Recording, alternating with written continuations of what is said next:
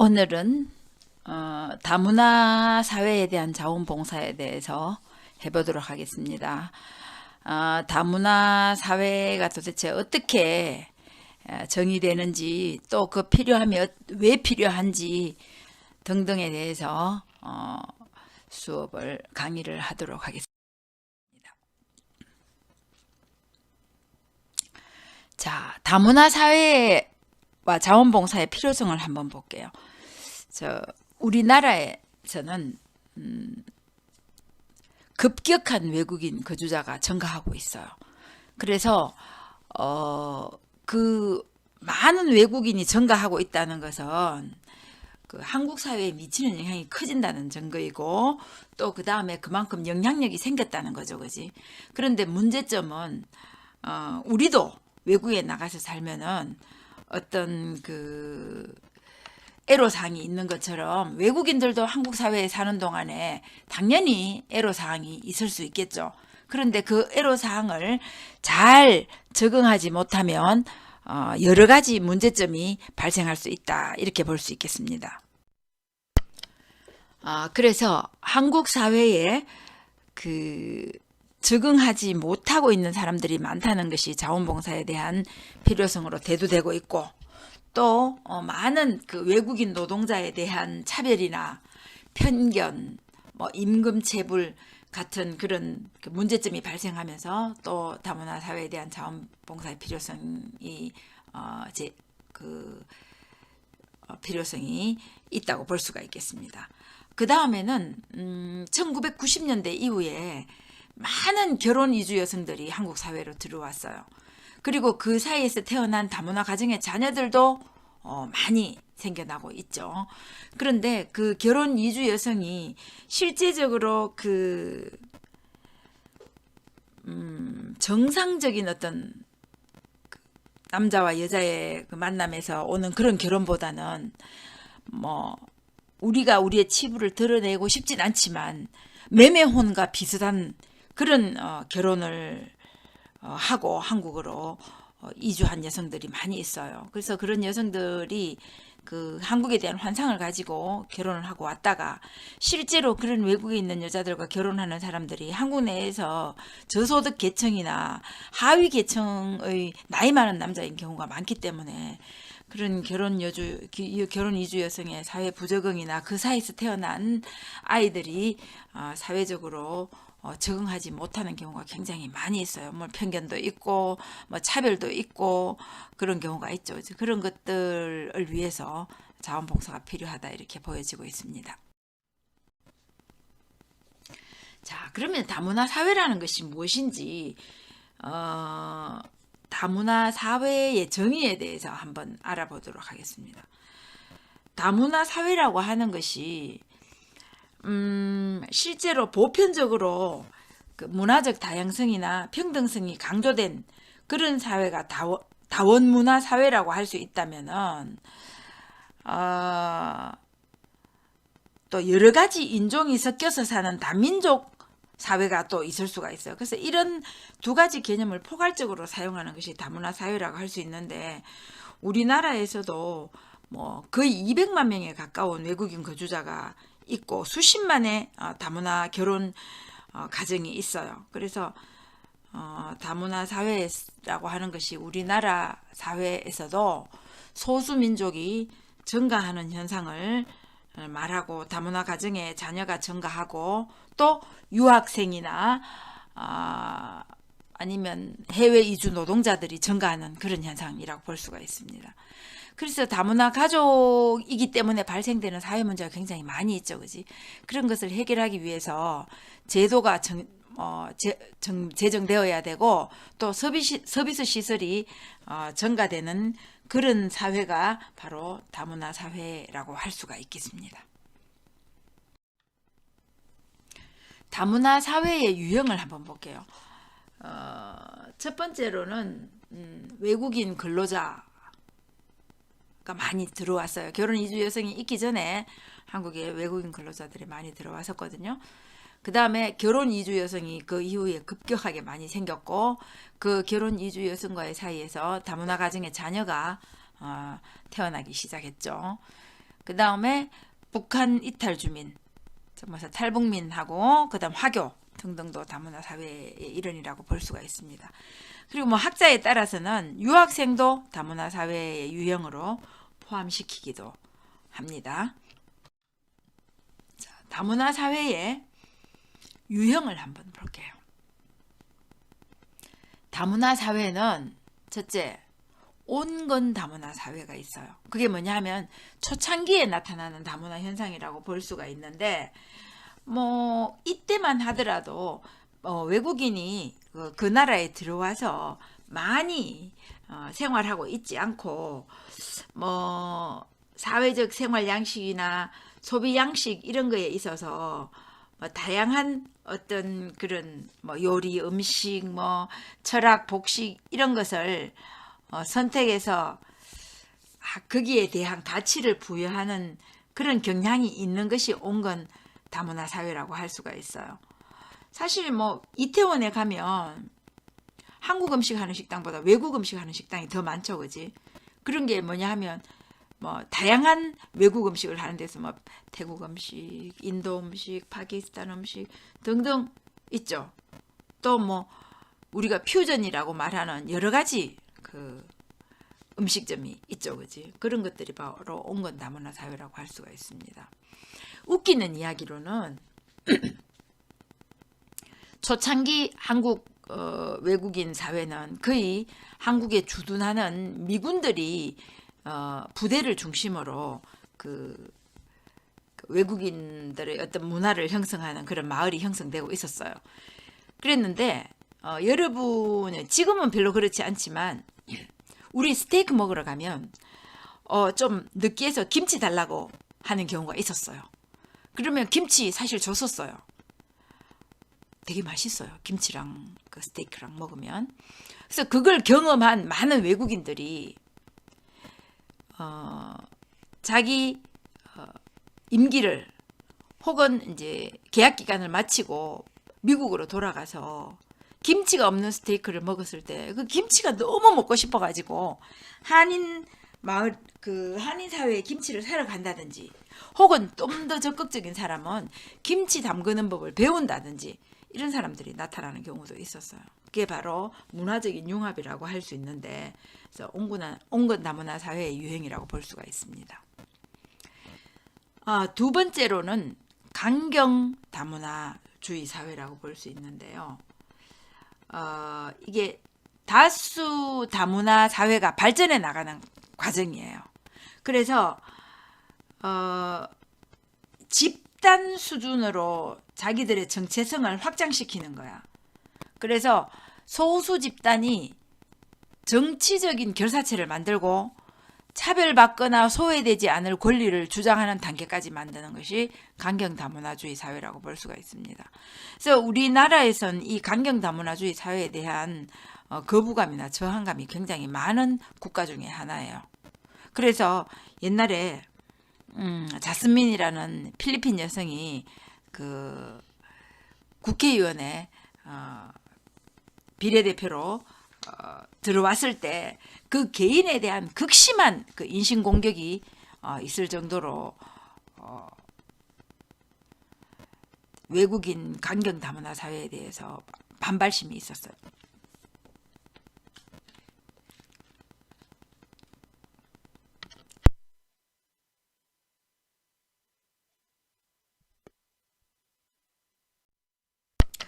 그런데 생각해 보면 그런 태도가 얼마나 그 이율배반적인 태도인지 우리가 한번 생각해 볼 필요가 있어요. 우리가 미국에 이민 간 우리나라 사람들이 미국 하원이나 상원에 진출했다고 하면 어떤 마음이 들어요? 약간 뿌듯한 마음이 들죠, 그지?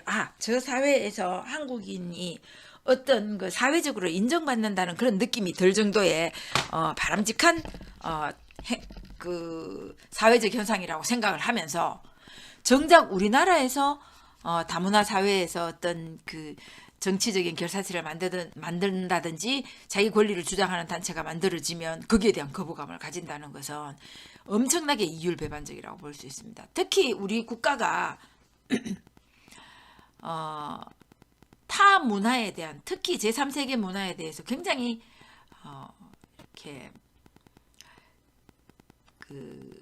바람직하지 않은 그런 태도를 가지는 경우가 많아요. 백인들이 그 흑인을 차별하거나 피부 색깔로 아시아인을 차별할 때 분노하죠. 그러면서 정작 우리보다 피부색이 더 검은 흑인이나 혹은 동남아인들을 차별하는 것은 이걸 우리가 어떻게 생각해야 되는지, 여러분 같이 그 세계인으로 살아가야 될 사람들은 그 문제에 대해서 굉장히 합리적인 어떤 고민을 해야 될 필요가 있다, 이렇게 볼 수가 있겠습니다. 시장 다문화, 세 번째로는 시장 다문화주의, 중의 사회가 아니라 다문화주의 사회예요. 그죠? 잠깐만요. 다문화 여기 없죠. 다문화주의 사회입니다. 시장 다문화주의 사회는 경제적인 이익을 극대화하기 위해서 문화와 정체성의 다양성을 인정하는 거죠. 그래서 그걸 시장에 반영하는 거야. 그래서 생산성 향상이나 판매 실적을 통해서 경제적인 이익을 극대화하려고 하는 것이, 그것을 목표로 노력하는 것을 시장 다문화주의 사회라고 하는데 죄송합니다.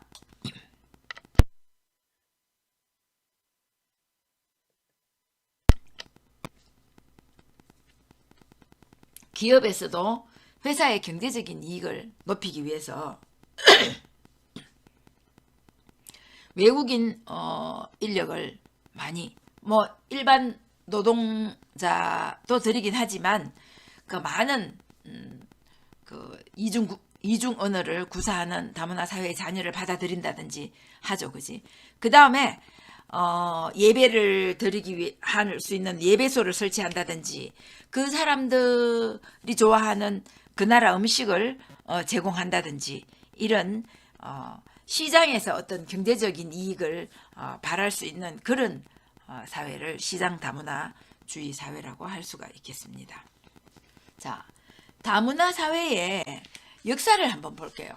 다문화 사회가 어떻게 발전되었는지 한번 알아보도록 하겠습니다. 우리나라에서 다문화 사회는 첫 번째 미군정 시대와 다문화 사회예요. 1945년 미군정 시대부터 시작해서 1950년도에 우리나라에서 뭐가 생겼어요? 한국동란이 일어났죠, 그지? 그래서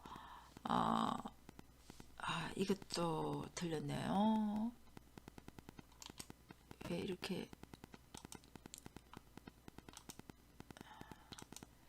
6월 25일이죠, 그지? 6월 26일이 아니라 전쟁이 일어난 후에 미군과의 국제 결혼도 활발하게 일어났고, 또 매춘으로 생긴 아이들이 증가하는 그런 시기였었어요. 그래서 그때는 굉장히 다문화 사회에 대한 그 인식이 나빴던 시기였었어요. 그러니까 많은 그 사람들을 비난하는 언어들이 있었죠, 그지? 그래서 그 시대에는 한국 사회에 섞이기 어려운 멸시와 천대의 그런 다문화 사회가 있었다고 볼 수가 있습니다. 그랬다가 1988년도 올림픽 이후에 우리나라가 급격하게 발전을 하면서 많은 이주 노동자, 정말해서 옛날에 우리가 가난하고 못 살 때 일본이나 미국으로 노동을 갔고, 또 여러분도 알다시피 서울대, 연세대, 고대를 나와서 독일에 광부로 갔어요. 실제로 광부를 해서 갔어. 그러니까 그런 많은 제3세계 못 사는 국가에서 한국으로 이주 노동자들이 들어옵니다. 그래서 방글라데시 법대를 다니던 사람도 있고, 스리랑카에서 교사를 했던 사람들도 있고, 많은 고학력자들이 한국으로 이주 노동자로 들어오기 시작을 합니다. 이 이야기는 또 다음에 하겠죠, 그지? 그 다음에 농촌에서 결혼하지 못하는 많은 나이 많은 총각들을 중심으로 매매혼과 다를 바 없는 결혼 이주 여성들이 한국으로 들어오기 시작하면서 다문화 사회가 급격하게 성장하기 시작했다고 볼 수 있습니다.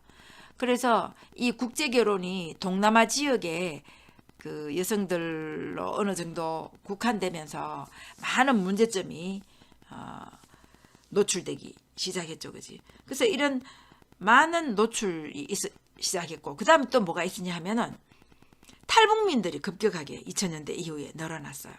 그래서 뭐 세터민이라는 이름으로 왔지만 탈북민들이 한국에 막상 와보니까 외국이나 마찬가지인 거야. 첫째, 말을 못 알아들어. 60년의 어떤 그런 그 언어의 발전 과정이 달랐기 때문에, 또 우리나라는 많은 외래어를 사용하잖아. 북한은 외래어를 전부 우리나라 말로 번역해서 우리나라 말을 사용해요. 심지어 옛날에는 축구 경기에 하는 많은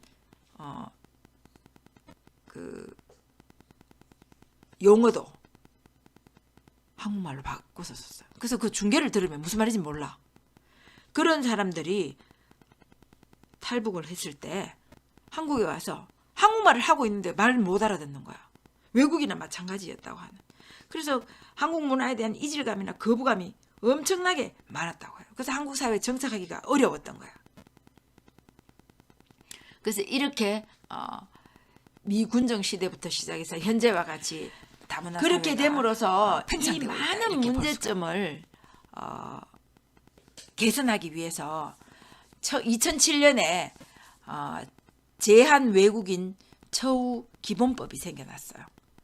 자, 한국에 살고 있는 외국인이 한국인과 서로 이해, 존중하고 사회 통합에 이바지하는 것을 목적으로 제정되었는데 매년 5월 20일을 세계인의 날로 제정하기도 했습니다. 자, 2008년에는 다문화 가족 지원법이 생겼어요. 다문화 가족이 한국 사회에 한국인으로 안정적인 생활을 할 수 있도록 이 다문화 가족의 삶의 질을 향상시키고 사회 통합에 이바지하는 것을 목적으로 제정되었어요. 다문화 가정에서 태어난 많은 아이들은 실제적으로 미래 한국에 굉장히 중요한 재원이 될 수 있어요. 그 아이들은 이중 언어를 구사하는 데 굉장히 용이하고 양쪽 문화를 다 이해하는데도 굉장히 용이한 환경에 처해 있죠. 그러면은 그 아이들이 바람직하게 성장했을 경우에 한국의 이익에 엄청나게 이바지할 수 있다고 생각을 한 거야. 그래서 다문화 가정을 위한 가족지원법이 2008년 3월에 제정되었습니다. 자, 세 번째로는 결혼 중개업 관리에 대한 법률이 생겼어요. 이런 그 동남아 국가의 여성들과 뭐 매매혼이라고까지 할 수 있는 그런 결혼이 다양하게 성장하면서 엄청난 문제점이 발생을 하는 거야. 서로 간의 문제점이 발생을 했죠. 그치? 그래서 이런 문제점을 개선시키고 보호하기 위해서 2007년에 결혼중개업에 대해서 법률을 만들었어요.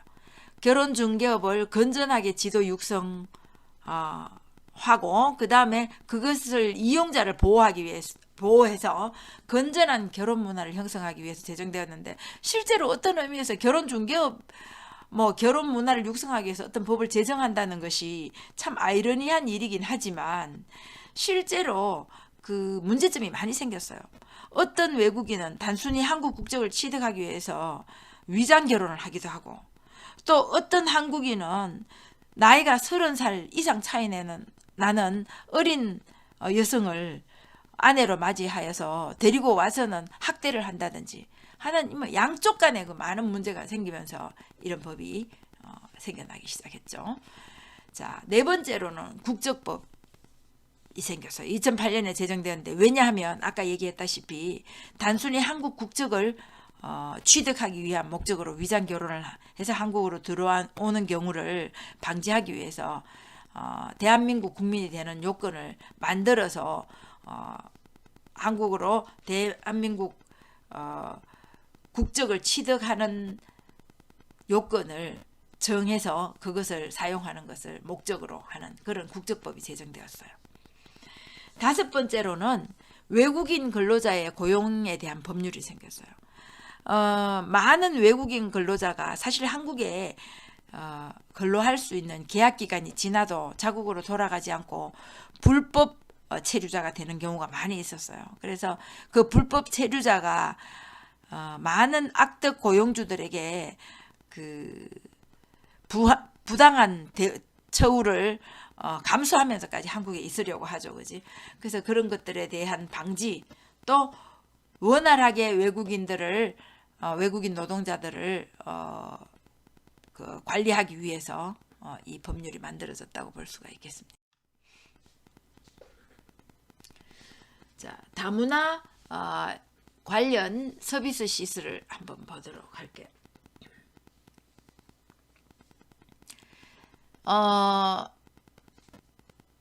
다문화 가정이나 다문화 사회에서 자원봉사 활동거리를 찾거나 참여가 가능합니다. 우리가 만약에 다문화 관련 자원봉사를 하고 싶다면 이런 곳에 의뢰를 할 수가 있겠죠. 그지? 다문화 가족지원센터가 있어요. 2006년에 결혼이민자센터로 시작해서 2008년에 법 개정을 하면서 명칭도 변경되었는데, 결혼 이주 여성을 위해서 한국어 교육을 시켜준다든지 한국 문화나 또한 뭐 취직을 한다든지 자립을 위한 그런 교육, 혹은 또 그 여러 가지 애로사항이 있죠. 그지? 첫째, 의사소통의 문제, 아니면 자녀 교육의 문제, 가정 내에서 폭력이나 아니면 차별이나 멸시, 그런 것에서 오는 심리적인 문제 등등 여러 가지 애로사항이 있을 수가 있죠. 그지? 그런 것을 상담해주는 센터가 될 수 있습니다. 그래서 전국에서 지금은 200여 개 이상의 다문화 가족지원센터가 시, 군구에 설치되고 운영되고 있습니다. 두 번째로는 이주여성인권센터인데, 이전에는 이주여성인권센터가 없음으로써 이주여성의 많은 인권 문제가 발생했을 때 그것을 체계적으로 도와줄 수 있는 상담시설이 없었어요. 그랬다가 이것이 생기면서 결혼 이주 여성에게 인권 문제가 발생하면 상담을 할 수 있는 시설이 되고, 전국에서 5개 지부가 설치되고 많은 결혼 이주 여성에게 이 시설을 이용할 수 있게 하기에는 매우 적은 그런 시설이라고 할 수가 있겠습니다.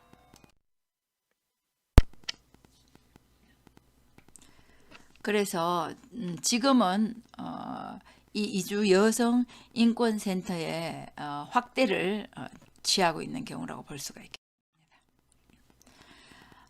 이주 여성 긴급 인권센터는 결혼 이주 여성을 위해서 가정 폭력이나 성매매 등 폭력을 당했을 때 긴급 상담을 할 수 있는 곳이고, 외국인 노동자 센터는 국내 거주 이주 노동자들의 임금 체불이나 뭐 취업 인권 등등 다양한 이름으로 외국인이 많이 거주하는 지역에 설치되어서 외국인 노동자 센터도 운영되고 있습니다.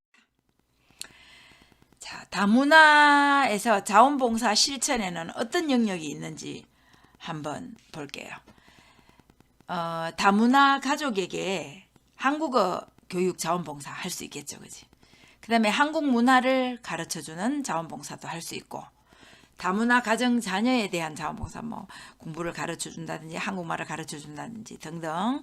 그 다음에 다문화 가족이 굉장히 외로울 수가 있어요. 그래서 대화 자원봉사도 있을 수 있고, 또 다문화 가족의 운동을 제공한다든지, 아니면 다문화 가족의 멘토가 된다든지, 또 다문화 지역사회 운동을 전개하다든지, 이런 것들이 바로 다문화 사회에 대한 자원봉사 실천 영역이라고 볼 수가 있겠습니다. 다문화 사회에 대한, 또 다문화 사회에 대해서 자원봉사자가 유의해야 될 점이 있어요. 첫째가 내가 다문화 사회에 대한 인식을 전환해야 돼. 다문화 사회가 단순히 흥미있거나 우리와 다른 그런 사람이다, 이런 생각이 아니라 그 사람도 똑같이 한국인이라는 그 생각의 전환이 있어야 돼. 피부색이, 왜냐하면 미국에 이민 가서 30년 동안 살았던 한국인이 미국 사람이잖아. 우리가 그렇게 알고 있잖아, 그죠? 그것처럼 한국에서 뿌리를 내리고 살고 있는 사람은 한국인이야, 그죠? 그래서 다문화 사회, 다문화 가족에 대한 인식의 전환이 필요합니다. 자, 두 번째로는 다문화 가족에 대한 호칭에 주의를 해야 돼요. 그 호칭이 우리와 다른 어떤 그런 생각을 내재되어 있다면 그 호칭에 실수를 할 수가 있죠. 그죠? 세 번째로는 호의적으로 또는 무관심으로 대해야 돼요. 다문화 사회나 다문화 가족들이 그 한국 사회에서 받는 어떤 그런 차별적 의식이나 이런 것 때문에 굉장히 피해의식이 있을 수 있어. 그런데 호의적으로 구는 것이 좋을 때도 있지만 때로는 무관심도 중요해요. 왜냐하면 관심을 가진다는 것은 이미 내가 나를 다른 사람으로 보고 있다는 거야. 정말해서 음식점에 갔는데 그 다문화 여성이 동남아 여성이 음식을 서빙하고 있어요. 그런데 보면 딱 다르잖아. 근데 꼭 물어. 어디서 왔어요? 알아서 뭐하게? 묻는 사람은 한 명인데 대답을 해야 되는 사람은 수백 명한테 대답을 해야 될 수도 있어.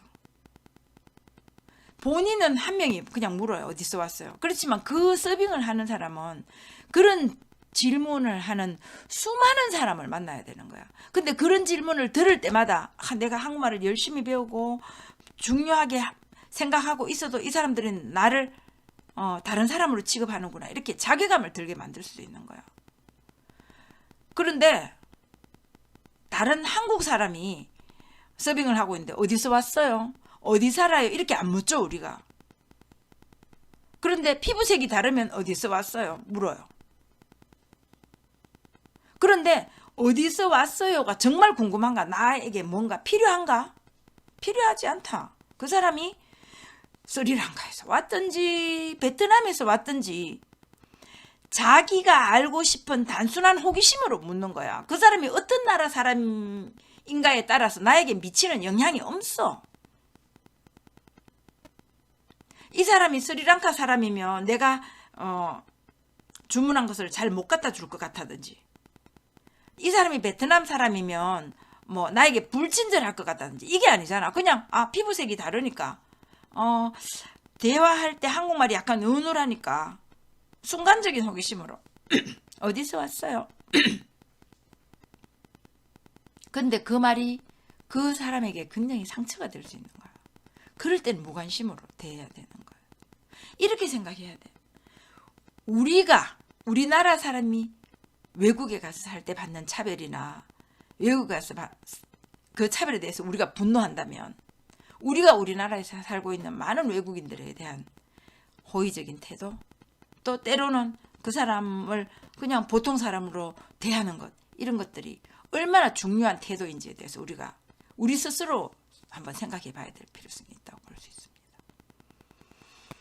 자, 그 다음에는 이웃사촌으로 결연을 맺으면서 가족이나 마음에 있는 소리를 할 수 없는 그런 다문화 사회에, 또 다문화 가정에 힘이 될 수 있는 그런 운동이 필요하고, 또 다문화와 관련된 정부의 정책이나 제도를 잘 알고 있으면 그 다문화 가정에 대해서 직접적인 어떤 그런 그 이익을 혹은 직접적인 그 도움을 줄 수 있기 때문에 다문화와 관련된 정부의 정책이나 제도를 잘 알고 있어야 됩니다. 다문화 가정에 대한 그 다문화 사회에 대한 10계명이 있어요. 첫째는 그 다문화 가족을 차별하고 편견으로 대하지 않아야 됩니다. 많이 달라졌다고 믿고 싶지만 그래도 아직까지 많죠, 그지? 나도 이런 강의를 하고 있음에도 불구하고 내가 굉장히 이성적으로 객관적인 태도를 유지하려는 노력을 하지 않으면 내가 가지고 있는 그 편견이 밖으로 나올 때가 있어요. 여러분들이 시내 나가보잖아? 그러면 어때요?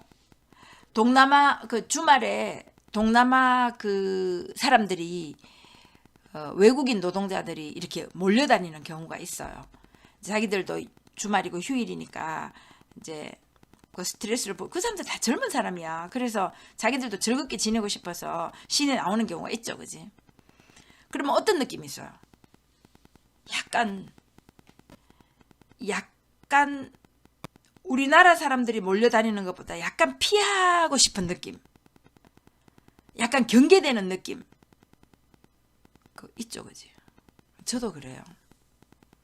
근데 그게 얼마나 편견인지를 생각해보고 반성해야 돼. 내가 앞에 여러분들에게 얘기했잖아. 많은 우리나라가 정말 못 살 때 1960년대 세계에서 한 가장 못 사는 나라 10번째, 20번째 안에 들 때 우리나라에서 정말 최고 학부를 나온 사람들이 독일에 광부로 가고 일본에 막노동자로 일하러 불법 밀항을 하고 했었어요. 그랬을 때 그 나라 사람들이 그 우리 노동자들에게 엄청난 차별을 했죠. 그지? 무식하다고 생각하는 거야. 그런데 여러분, 우리나라에 오는 이주 노동자들이 생각보다 학력이 굉장히 높아요. 왜냐하면 자기 나라에서 정말 못 살고 정말 못 배운 이는 외국에 이주 노동자로 갈 수 있는 방법이 없어. 거의 대부분의 이주 노동자들이 고학력자들이 굉장히 많습니다. 그런데 그 사람들이 한국에 와서 하는 일은 단순 노동에 배치됩니다. 그러면 단순 노동에 배치되면 한국 사회에서 단순 노동에 일하는 한국인들은 대체적으로 배움이 부족한 사람들이 많아요. 그 사람들이 이 제3세계에서 온 노동자들을 단지 한국어를 못한다는 이유로 굉장히 무시합니다. 이 노동자들이 한국에서 일정 기간 동안 일을 하고 자국으로 돌아가잖아. 친한파 혹은 혐한파가 된다는, 어느 쪽으로 된다는 것은 우리나라 사람들의 태도에 달려 있어요. 한국에서 몇 년 동안 일하고 본인의 나라로 돌아갔어. 어느 정도 경제적인 안정이 돼. 많이 배운 사람이라고 했죠, 그지? 그 사람이 자기 사회에서 어떤 지도층이 될지 알 수 없는 거야. 근데 그 사람이 지한파가 되었을 경우에는 한국 사회에 굉장히 좋은 영향을 미쳐요. 그런데 한국 사회에 있을 때 너무나 나쁜 그 기억이 많아서 혐한파가 되었다. 한국 사회가 굉장히 안 좋아질 가능성이 높습니다. 한국에 와 있는 많은 이주 노동자들이 한국 사회에서 좋은 인식을 가지고 본인의 나라로 돌아갔을 때 한국에 대한 향수나 한국에 대한 그 친밀감을 느낄 수 있도록 우리가 우리의 국격을 높이는 일에 동참을 해야 된다, 이렇게 볼 수 있습니다. 굉장히 중요한 문제라고 생각이 들어요. 두 번째로는 다문화 가족을 온정적인 태도로 대하면 안 돼요. 온정적인 건 뭐죠? 동정한다는 거야. 동정한다는, 누구도 동정받고 싶지 않아요.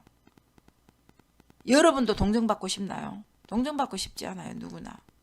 동등한 대우를 원하는 거지, 온정적인 태도를 대하는 것은 자존심에 오히려 상처를 입힐 가능성이 많습니다. 대등한 태도를 가져야 되죠, 그지? 세 번째로는 다름과 차이를 인정해야 됩니다. 여러분 두리안 먹어봤어요? 처음에 그 과일 만나면 똥 냄새 나요. 동남아의 특급 호텔에는 두리안을 가지고 들어오지 못하게 하는 호텔들이 있어요. 완전히 그냥 대변 냄새 나. 그런데 그거 까서 먹으면 진짜 맛있어요. 나는 식감 때문에 두리안을 좋아하진 않지만 두리안이 동남아 과일의 황제라는 말이 있을 정도로 맛있는 과일이야. 그런데 똥 냄새 나요, 처음에는.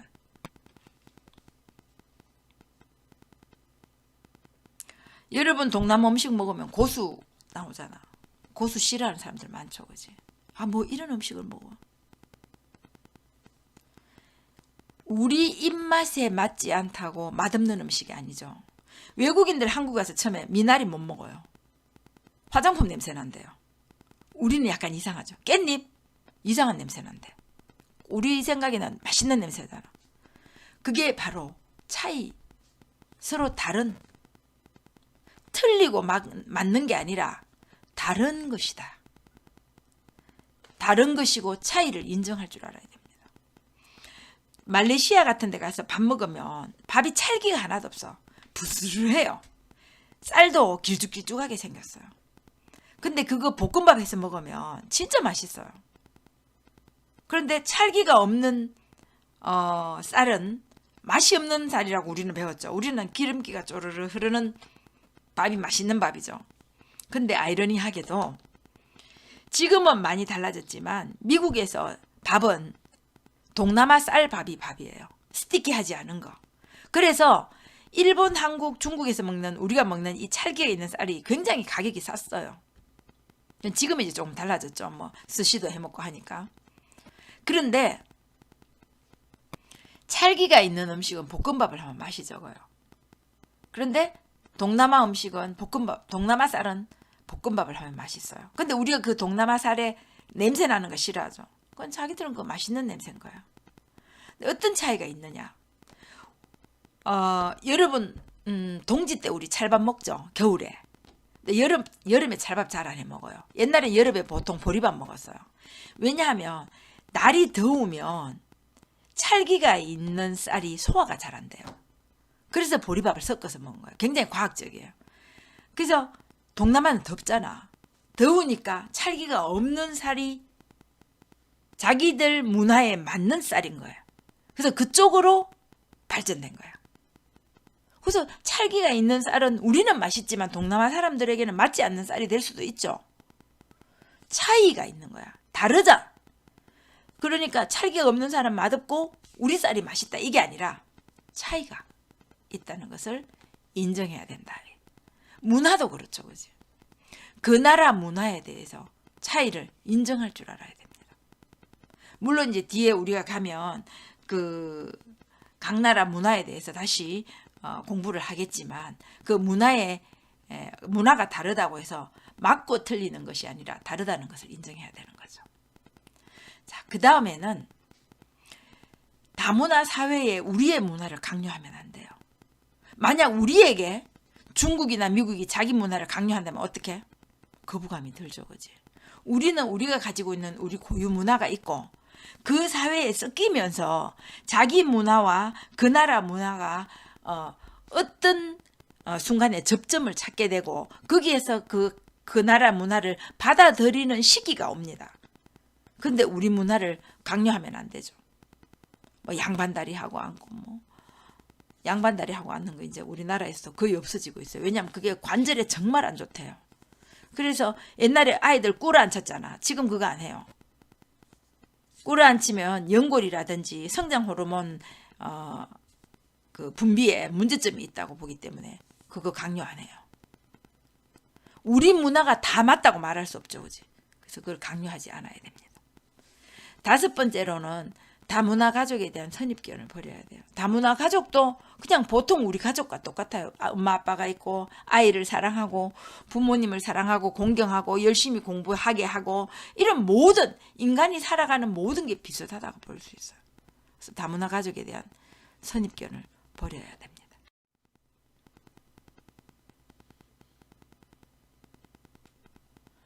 다문화 가족이